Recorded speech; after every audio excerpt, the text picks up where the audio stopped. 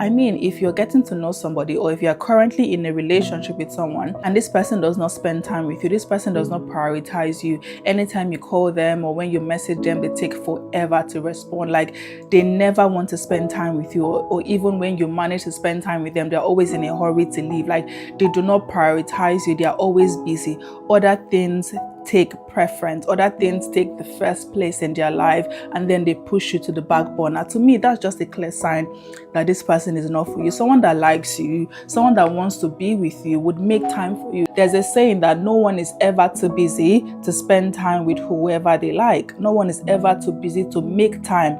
Everybody is busy at the end of the day, but if you like somebody, you want to get to know someone, this is someone you potentially want to spend the rest of your life with, then there should be that effort. There should be that sacrifice in making sure that you are spending time with this person. You are giving this person quality time. You're not just making excuses. No matter how valid those excuses are, you still want to make sure you are spending time with them.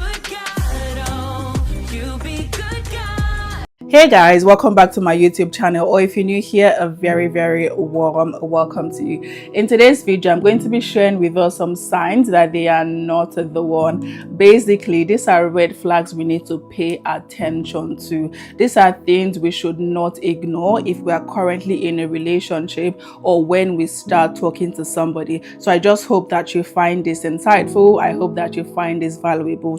And without further ado, let's just get right into it. So the first sign they are not the one is they don't share the same faith as you. I'm sure if you're watching this, you're a believer, you're a Christian, you love God, you honor God, you fear God, and ultimately you want to please God. So if you are talking to somebody, or if you are currently in a relationship with someone and the person does not share the same faith as you, they are not a Christian, they don't love God, they don't fear God, they don't honor God, then that's a clear sign that this person is not the one for you. Even the Bible has told us to not be unequally yoked with unbelievers. So we need to make sure that whoever we are with, whoever we want to get married to, is also a Christian, is also a believer, also fears God, also love God. So that is one sign. I mean, that's a no-brainer. If we're being honest, that is like literally a no-brainer for all believers, that whoever you're with has to share the same faith as you. And then the next sign they might not be the one for you is that the fruit of the Spirit is not evident in their life. I mean, being a Christian is one step, but taking it further, this person also needs to walk the walk, not just talk the talk, not just write I'm a Christian on paper, right? Not just say I'm a Christian on their bio or profile or whatever, but you need to see that this person is actively living the Christian life. This person's lifestyle is one that matches the Christianity they profess. The fruit of the Spirit is evident in their life. Are they kind? Are they patient? Are they loving? You basically know what the fruits of the Spirit are. We need to watch those fruit. People can say anything, but ultimately, right, action speaks louder than words. So if you see that this person says they're a Christian, but their character, their behavior does not look anything like Christ, then you know that I don't think this is the person for me. So watch them closely. Being kind is so underrated. Like, kindness cannot be overemphasized. That is one key area I feel like all of us need to show proof indeed that we are walking in the Spirit, that the fruit of the Spirit is evident in their life. So just watch people, give it time, watch people in different circumstances, in different situations, under different weathers. Just watch them, their character. Like, the fruit speaks much more than any words could ever say to you. And then another sign that they might not be the one is you guys don't have the same values. So as Christians, there are certain values we uphold dearly. There are certain values, godly values, that God has called us to live by, especially when it comes to relationship. So one core value, one godly value, right, is the call to purity. Basically, not having sex before marriage. But if you are currently with somebody, if you are dating somebody or talking to somebody, and this person does not share that same value with you, they don't see any reason why should I give myself into marriage? Why can't we have sex now? Or basically, why can't we be intimate now? Because sometimes people are like, how far is too far?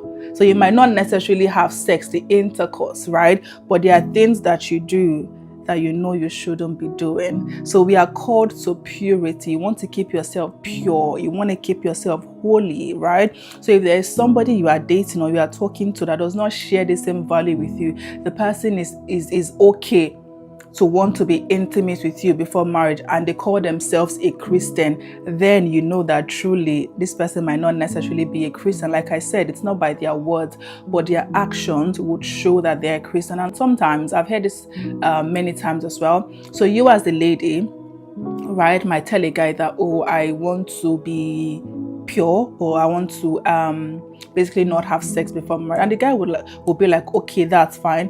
But once you go into a relationship with this person, right, they start to pressure you, put so much pressure on you to want to basically extend that boundary that you have, right? It can be as subtle as little as maybe kissing or whatever, just trying to push the boundary. Like I said, some believers are like, how far is too far? How far is too far? And if you have that mentality, that mindset of how far is too far, you will certainly cross whatever boundary you have in place for yourself. So let's just be very careful. Let's ask the grace of God to help us. Let's ask the Holy Spirit to help us, because I mean, it's not an easy thing, right? We are humans, we have emotions, we have all these things in our body, especially if you're attracted to this person. But let's ask God to help us, because ultimately we cannot do it on our own. Self-control can only take us so far. Ultimately, God has to be the one to help us, but we too have a part to play in setting those boundaries, in being disciplined, in being intentional. So just make sure that whoever you are with